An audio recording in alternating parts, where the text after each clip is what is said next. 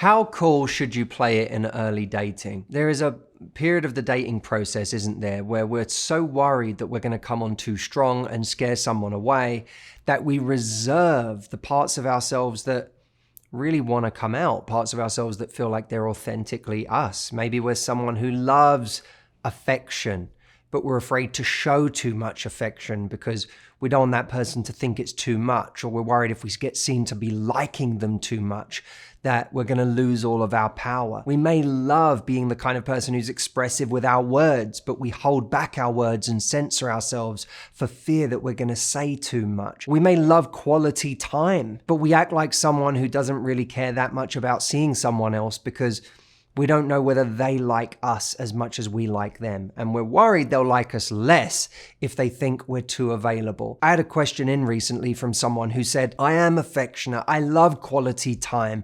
I have so much I want to give, but I find myself holding back for fear that it's going to be too much for somebody else, that it's going to drive them away. And so when I show up to parties with that person, I'm afraid to be too all over them at the party. I'm afraid to ask for too much or express myself. And my anxiety is what's making me hold back. Now, I think it has to be said that there is this conditioning that so many of us have that if a woman is trying too hard, that's desperate.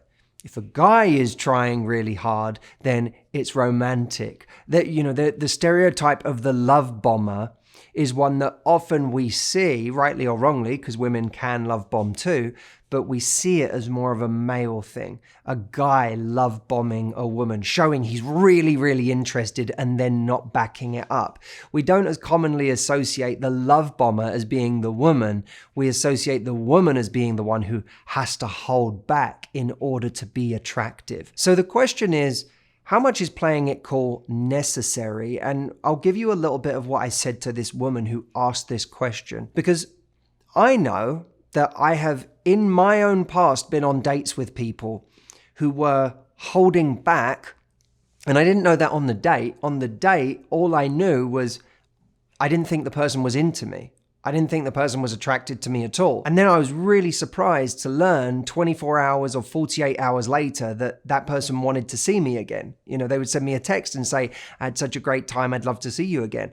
And I would think I was going crazy. I'd be like, but I didn't get anything I didn't feel you flirted with me. I didn't feel you showed any attraction towards me. I certainly didn't feel you desired me. And so I was really surprised to know that they wanted to see me again. We have to ask ourselves, if I expressed a desire to see someone again, would it surprise them based on my experience or my interactions with them so far? A lot of the time, the answer is yes. So one of the things I say to people, I'm going to give you 5 points today, but the first point is we have to encourage people to keep trying with us by the small things we do that communicate interest or desire. Those could be very small things.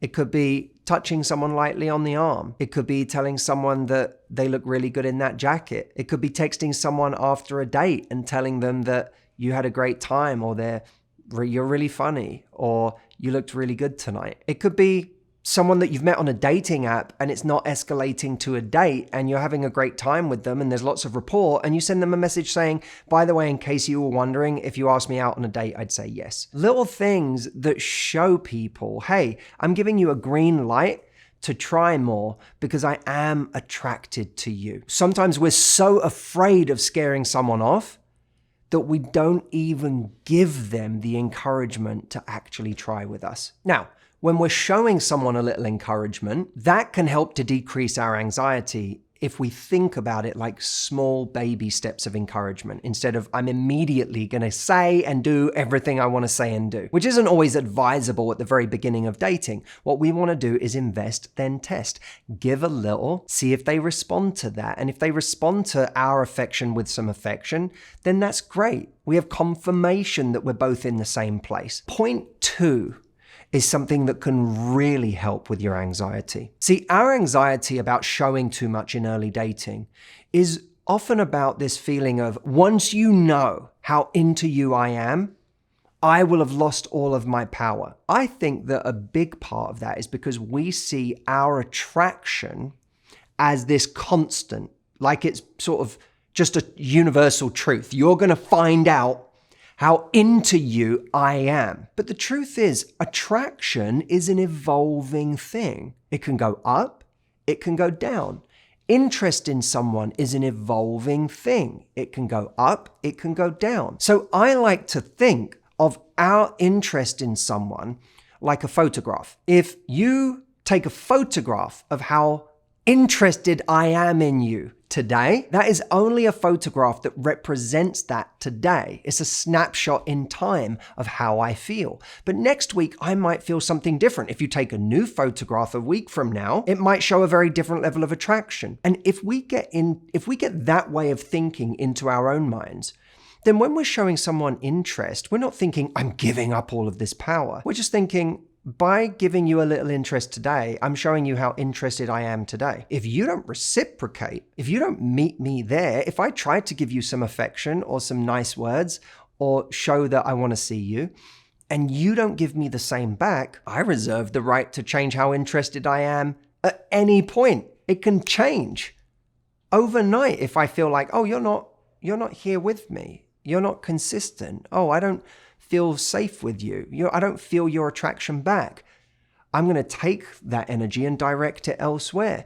And you'll find that out the next time you try to see me, or the next time you want to hang out, the next time you want to give me affection. You'll find out that you actually lost some of my interest and intrigue between the last time I showed it to you and right now when you suddenly want it again. So if someone sees through your actions that your interest is not a constant, your interest is something that has to be fed and watered and reciprocated, you know that you've never lost your power by showing interest. All you've done is taken a photograph about how you feel today and given it to them.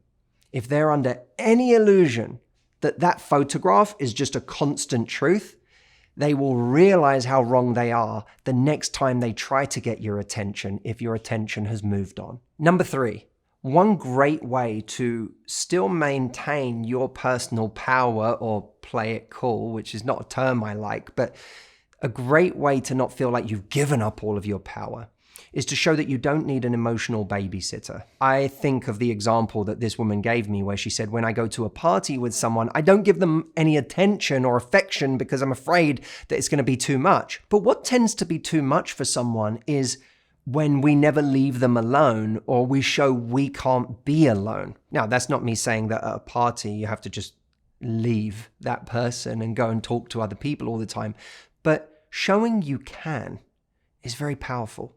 Showing you have the ability to walk into a room with someone and truly enjoy being next to them, being in their company, but also be incredibly comfortable having another conversation, feeling like you're an independent presence in the room, that you can hold court on your own.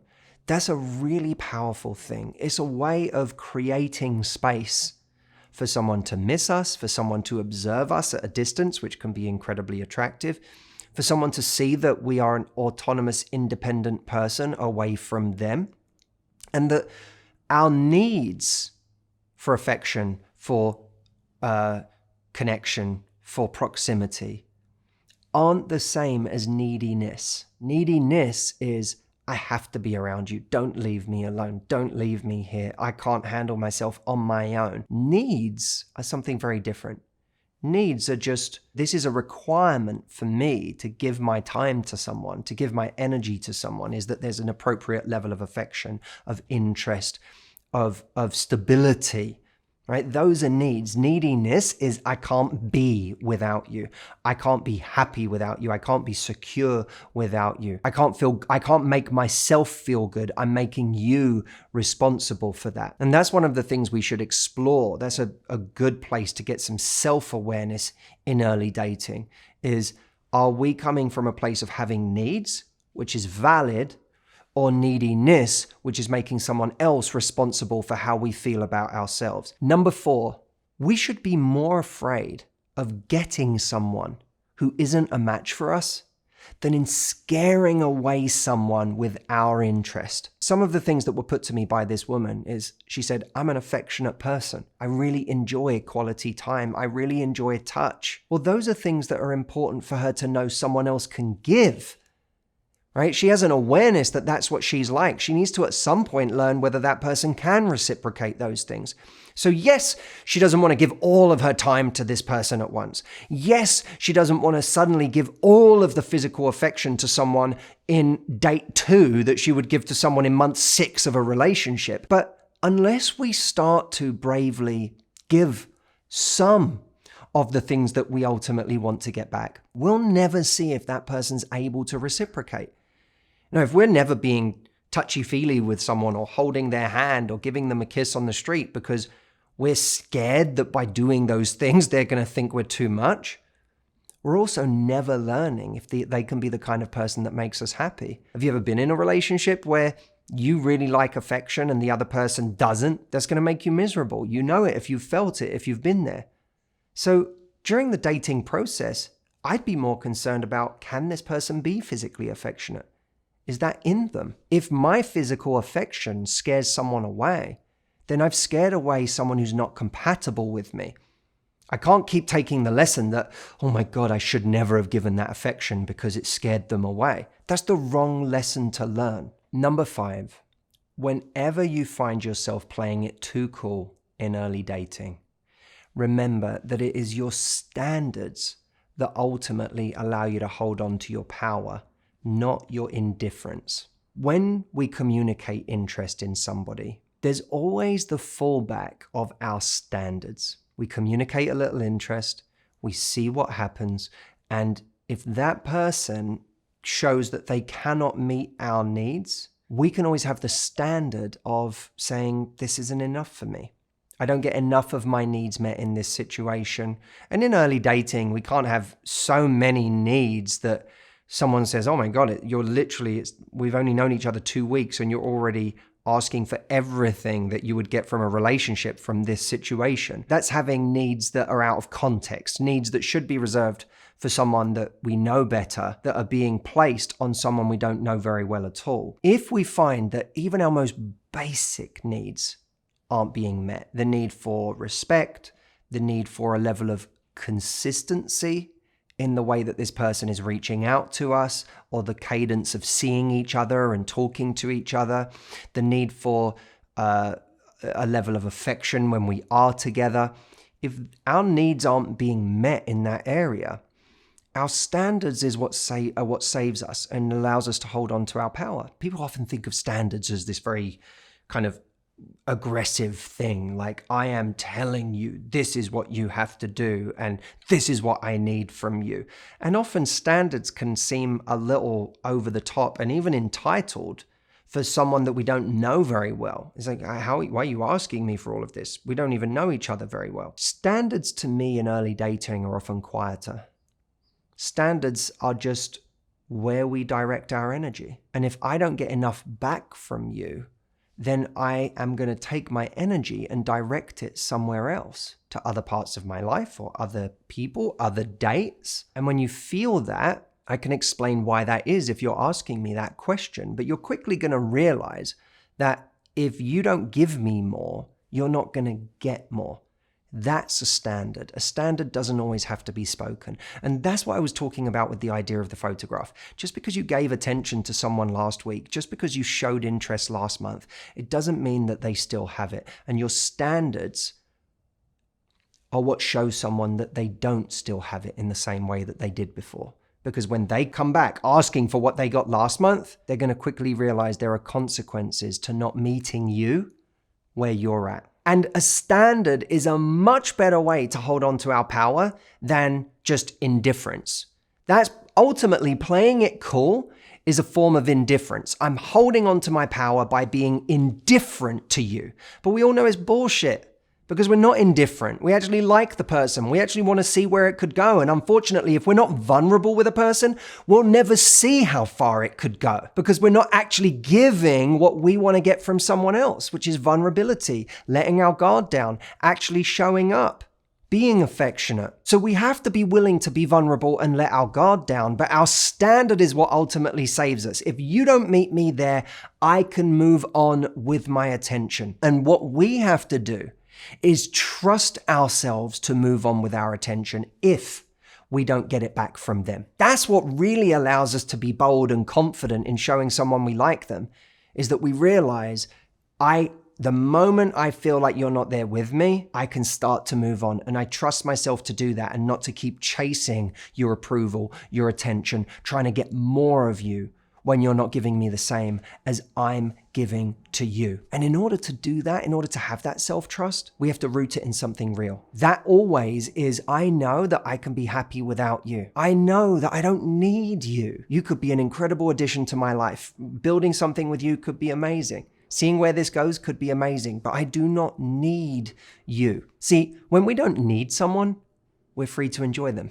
When we need them, we can no longer enjoy them. Because when we feel like someone has our happiness in the palm of their hand, we can't be ourselves because we're constantly under threat. I'm constantly trying to appease you and make you happy and second guess what you want because I'm afraid that you're going to take away my happiness. If you can't take away my happiness, then I can really be myself with you and we can really see what this could be. Now, for those of you who know deep down you haven't got to that place where you can feel safe and secure and happy without someone, and be honest with yourself right now. I'm really asking you this because people love on Instagram to say, I'm good on my own. I love my own company. I'm happy just with me. People will love saying things like that because they sound good. But most people don't actually behave like that. Most people, the moment they come across someone they think is super attractive, someone who represents a level of charisma or charm or sexiness, something that makes them very eligible, immediately that goes out of the window. And you know it goes out of the window because you start to see people chasing people that aren't worthy of that chasing. They start to overvalue someone, to get anxious around them, to fear their abandonment. They get anxiously attached. I'm asking you honestly right now, if you identify with those feelings. Because if you do, that's not your fault. That comes from something in your life. It comes from somewhere in your life. A time where you thought you had to chase people to get their approval, or just growing up and feeling like you weren't enough on your own. You had something to prove, or other people were better than you, or that you'd never be okay on your own, that you'd never survive. So you go looking for someone that can make you feel safe. Somewhere along the way, we learned this wiring that we're not safe, that I'm not okay on my own, that I'm not enough unless I'm validated by somebody else. And those are the root cause of the reasons why we end up chasing people. And in order to protect ourselves, rather than be vulnerable in a constructive and powerful way, we feel like it's safer just to be indifferent and to numb ourselves and to detach ourselves and keep someone at arm's length. If you know this is you and you relate to this, the kind of work that gets people to feel safe in their own bodies, to feel happy on their own, to feel like they don't need that approval or that validation from other people, is exactly the kind of work I do on the virtual retreat. And I'm doing one final virtual retreat this year in June from the 2nd to the 4th. I also have incredible support in this. Dr. Ramani is joining me for this, and she's going to be helping you as well overcome the trauma of your life. So this is a team of heavyweights coming to you on this virtual retreat. This is a moment in time that I don't want you to miss, especially if you know there are patterns that exist for you that have not and will not go away on their own. And after 15 years of coaching people, I'm here to tell you they do not go away on their own. They go away by us doing the work, and the work is what we are going to do in June. So to apply, come to mhvirtualretreat.com. And if you get there and you have questions and you want to know, how does this program apply to me? What will it do specifically for me in my situation? I have a very small family of people that I love and trust who can talk to you about it and talk you through the process as well in a tailored way to your life. You'll find all of that information on the page for how to book your call with one of them, but go over there now before you forget, plug this date in your diary, the 2nd to the 4th of June, and go find out about it at mhvirtualretreat.com. virtualretreat.com. Thank you for watching, and like always, I'll see you next week.